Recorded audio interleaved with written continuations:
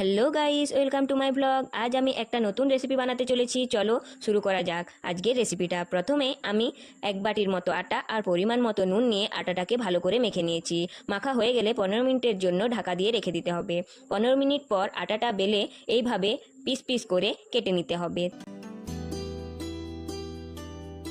তারপর কড়াইতে জল দিয়ে একটু তেল দিয়ে জলটা গরম করে নিলাম, আর সেই ফুটন্ত জলে আটার লম্বা লম্বা পিসগুলোকে ঢেলে নিলাম। সেদ্ধ হবার পরই সেগুলোকে তুলে নর্মাল জলে রেখে কিছুক্ষণ পর ছেঁকে নিতে হবে। এরপর কড়াইতে গরম তেলের মধ্যে প্রথমেই দিয়ে দিলাম পাঁচফোড়ন, তারপর দিলাম পেঁয়াজ, আর পেঁয়াজের সাথে সাথে দিলাম হলুদ, লঙ্কা ও জিরে গুঁড়ো, আর আদা ও রসুন বাটা ও টমেটো। সব মিক্স করার পরই দিলাম পরিমাণ মতো নুন। তারপর সব শেষে দিয়ে দিলাম আটার সেই পিসগুলোকে।